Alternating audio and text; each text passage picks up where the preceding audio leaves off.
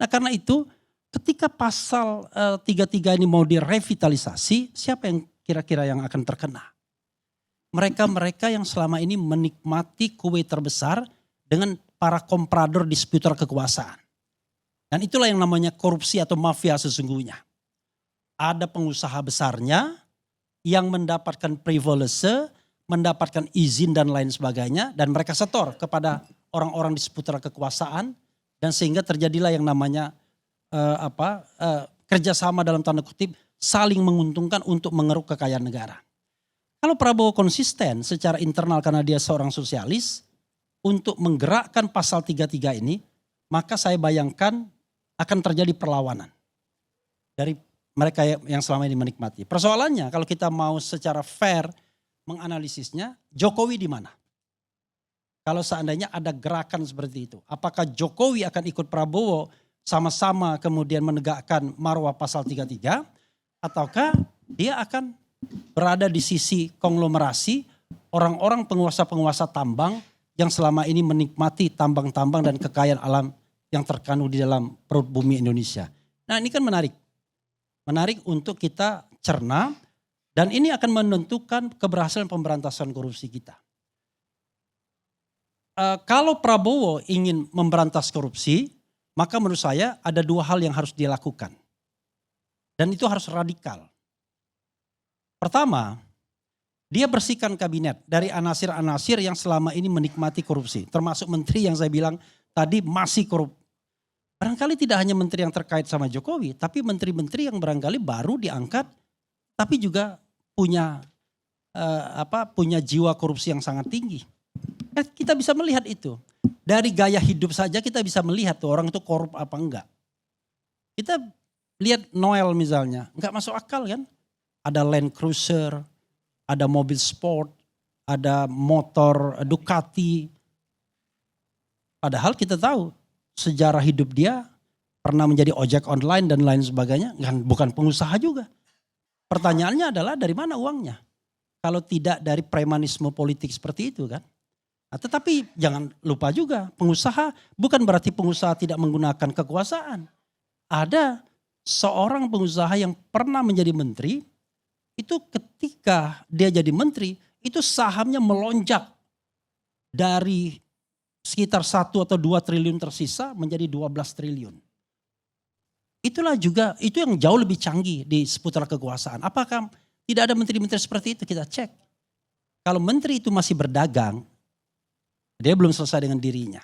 Nah itu satu sisi. Sisi yang lain saya ingin bicara tentang glosari saja ya, beberapa hal yang tadi disampaikan oleh teman-teman.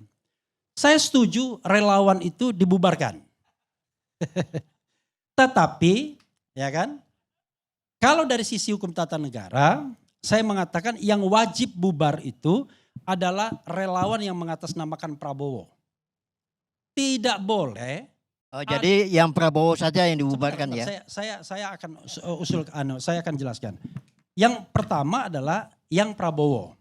Kenapa yang Prabowo harus dibubarkan? Karena Prabowo Subianto itu belongs to the Republic of Indonesia. Belongs to the all people. Walaupun Refli Harun suka mengkritik Prabowo, tapi saya adalah rakyat Prabowo juga. Dan Prabowo adalah presiden saya juga. Kan saya mengkritiknya hanya division of labor. Hanya untuk pembagian tugas saja. Tetapi sebagai bernegara, boundary kita jelas. NKRI, Negara Kesatuan Republik Indonesia nggak boleh kemana-mana. Tetapi sebagai sebuah entitas yang ada di NKRI, ya kita bisa berbeda pandangan, berbeda pendapat, berbeda sikap. Yang penting adalah NKRI-nya yang tidak boleh hancur. Relawannya Gibran? Nah, relawan Gibranku bubar juga. Nah, entar saya bisa jawab ya. Sebentar dulu dong. Bentar. Ya, Nggak perlu dijawab. Relawan Gibran Udah jam bubar 12. juga. Karena dia belongs to the state juga, belongs to the republic. Walaupun saya tidak setuju dia jadi wakil presiden. Walaupun saya mengatakan saya tidak setuju dia wakil presiden, tapi di end of the day dia adalah wakil presiden saya juga. Tapi setuju juga pemakzulan, itu kan beda.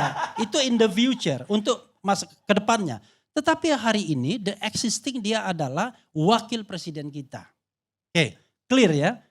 Besok Prabowo Subianto dan Gibran perintahkan bubarkan itu relawan yang menggunakan nama mereka yang membuat Prabowo dan Gibran menjadi kerdil. seolah-olah mereka adalah presiden kelompok tertentu di masyarakat, bukan presiden Republik Indonesia. Itu mengecilkan. Oke.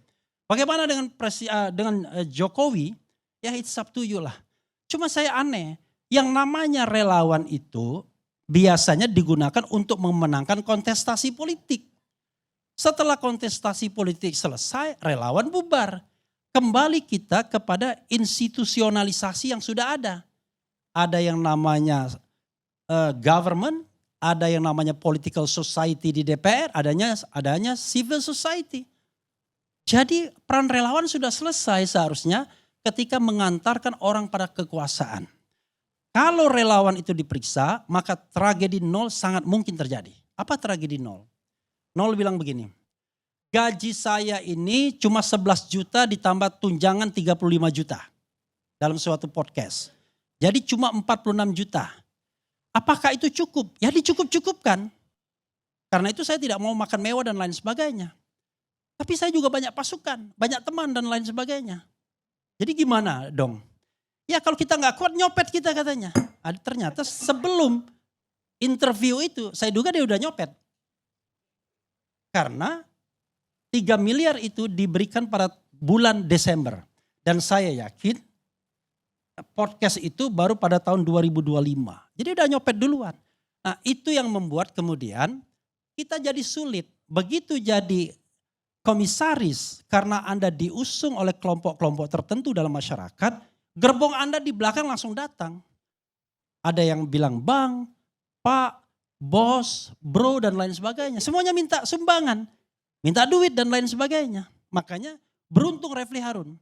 Tidak pernah HMI, tidak NU, tidak Muhammadiyah, tidak GMNI, pribadi saja. Alhamdulillah kalau fit and proper test di DPR pasti kalah saya. Karena tidak didukung oleh kelompok atau kekuatan-kekuatan apapun. Nah karena itu menurut saya kalau alasannya kita menghilangkan korupsi saya kira saya setuju untuk dibubarkan. Ya. Biar kemudian kalau ada orang mendapatkan jabatan negara dia bisa konsentrasi penuh. Saya bapak-bapak sekalian, ibu-ibu sekalian, ya ada ibu juga di sini. Tidak ada satupun yang saya ucapkan selamat ketika teman-teman itu menjadi pejabat publik. Gak ada. Karena saya tahu menjadi pejabat publik itu kalau jujur tuh gak enak. Besaran pendapatan saya sebagai YouTuber ketimbang menteri. Kalau menterinya jujur. Tapi kalau menterinya nyopet semua, ya memang gede sekali penghasilannya. Jadi kalau ada menteri yang punya gaya hidup yang luar biasa, kita patut curigai dan mudah sekali. Korupsi itu 3, pengadaan barang dan jasa dan keluarnya izin-izin tertentu. Kalau Anda misalnya ekspor import, izin untuk ekspor, izin untuk import. Ketiga, semua kementerian itu punya kewenangan menerbitkan izin dan punya kewenangan APBN untuk mengelola pengadaan barang dan jasa. Disitulah sumber korupsinya. Dan kemudian bentuknya ya macam-macam.